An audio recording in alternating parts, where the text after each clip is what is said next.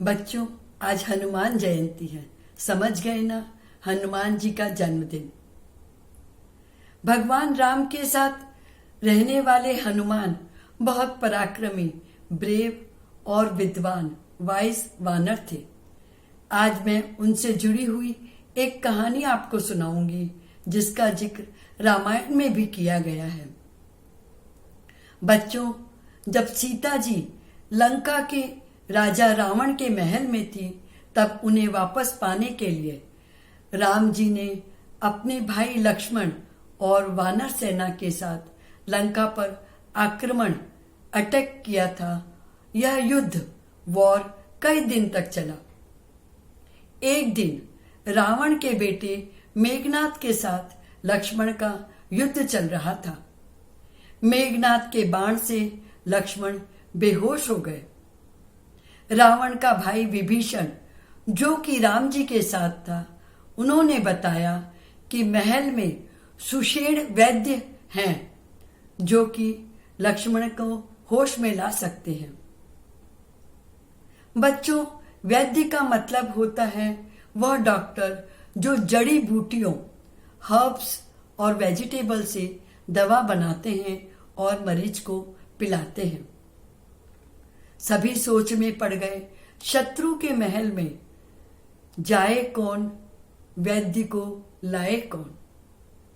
इसकी जिम्मेदारी हनुमान ने ली।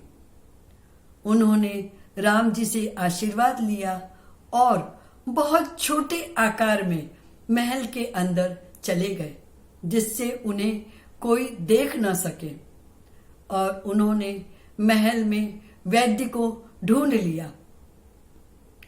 सुषेण वैद्य को वे उनके कमरे सहित जिसमें वे दवा बना रहे थे उठाकर चल दिए।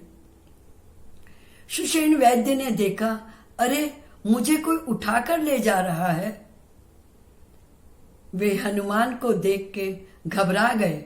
बोले, तुम वही वानर हो ना जिसने अपनी पूंछ से लंका जला दी थी। भैया, मेरी क्या गलती है? मुझे कहां ले जा रहे हो? हनुमान हंस दिए, बोले, घबराओ नहीं।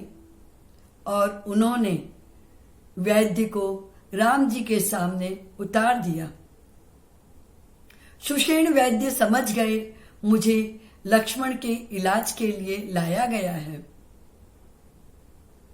उन्होंने लक्ष्मण की पल्स, नर्व्स देखी और बोले, मेरे पास ऐसी कोई जड़ी बूटी नहीं है जिससे मैं लक्ष्मण को होश में ला सकूं।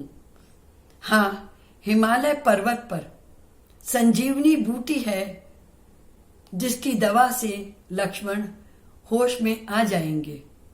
पर एक खास बात, सूर्योदय, सनराइज से पहले ही यह दवा पिलानी होगी।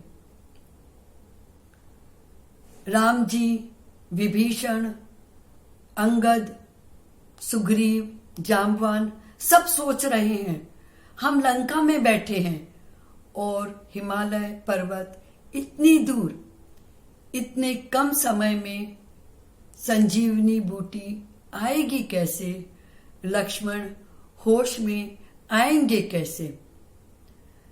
सबकी चिंता को देखते हुए हनुमान बोले, मैं हिमालय पर्वत जाऊंगा और संजीवनी बूटी लाऊंगा। वैद्य जी, आप तो मुझे संजीवनी बूटी की पहचान बता दो। वैद्य बोले, हिमालय पर्वत पर 4 बूटियां हैं जो बहुत चमकदार हैं और उनकी सुगंध अलग तरह की है। इन चारों को ही संजीवनी बूटी कहते हैं। बच्चों, संजीवनी बूटी का मतलब होता है वापस जीवन देने वाली दवा। हनुमान समझ गए और उन्होंने राम जी से आशीर्वाद लिया और आकाश मार्ग पर चल दिए। बच्चों, लंका से हिमालय पर्वत तक जाने में हनुमान को कई परेशानियां उठानी पड़ी। इधर रावण को पता चल गया कि हनुमान सुषेण वैद्य को महल से उठाकर ले गया है और वैद्य के कहने पर ही वह संजीवनी बूटी लाने हिमालय पर्वत गया है। रावण ने कालनेमी राक्षस को बुलाया और कहा, तुम्हें हिमालय जाने से हनुमान को रोकना है। आकाश में उड़ते उड़ते हनुमान को राम राम राम राम शब्द सुनाई दिया। उन्हें बहुत अच्छा लगा। वे धरती पर आए, देखा एक सुंदर सी कुटिया के बाहर सुंदर सा बगीचा है। उसमें एक साधु राम राम की माला जप रहे हैं। साधु की मीठी मीठी बातों से हनुमान बहुत प्रभावित हुए, इम्प्रेस हुए। वह साधु बोला, मैं जानता हूं तुम हिमालय पर्वत पर किस काम के लिए जा रहे हो। मेरे पास ऐसी शक्ति है जिससे मैं तुम्हें 2 मिनट में हिमालय पर पहुंचा दूंगा। अभी जाओ, स्नान कर लो और थोड़ा आराम कर लो। हनुमान नदी में नहाने के लिए गए। वहां पर एक मगरमच्छ क्रोकोडाइल ने हनुमान का पैर पकड़ लिया।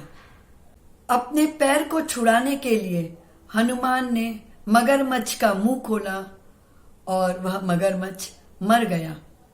मरने से पहले मगरमच्छ यह बता गया कि यह साधु कालनेमी राक्षस है। हनुमान ने कालनेमी का वध कर दिया। फिर चल दिए आकाश मार्ग पर। थोड़ी ही देर बाद वे हिमालय पर्वत पर पहुंच गए।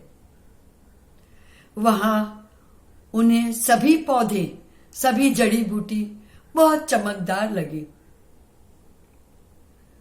और उनमें सभी में सुगंध आ रही थी। वे सोचने लग गए, मैं संजीवनी बूटी कैसे पहचानूं? मेरे पास समय बहुत कम है। मैं कहीं गलत पौधा ना ले जाऊं। इससे तो बेहतर यही होगा इन पौधों का पर्वत ही उठा लूं। वैद्य जी अपने आप ही संजीवनी बूटी चुन लेंगे। और उन्होंने वह पर्वत उठा लिया। बच्चों, हनुमान जी ने जिस पर्वत को उठाया था उसका नाम था द्रोणगिरी पर्वत। और उस पर्वत को लेके वे पुनः लंका की तरफ चल दिए। सूरज की पहली किरण से पहले ही हनुमान द्रोणगिरी पर्वत लेकर लंका में राम जी के सामने पहुंच गए। संजीवनी बूटी के साथ पूरे पर्वत को देखकर सभी आश्चर्यचकित हो गए। राम बोले, हनुमान, तुमने हम सबके संकट को दूर कर दिया है। आज से तुम संकट मोचन हनुमान कहलाओगे। बच्चों, सुषेण वैद्य को कमरे सहित उठा लाना, संजीवनी बूटी के लिए पर्वत को उठा लाना। इससे पता चलता है हनुमान शक्तिशाली तो थे ही और बुद्धिमानी से जिम्मेदारियों को भी पूरा करते थे।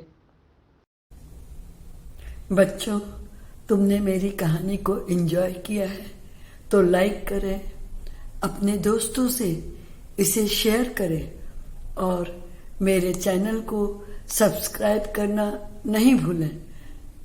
Thank you.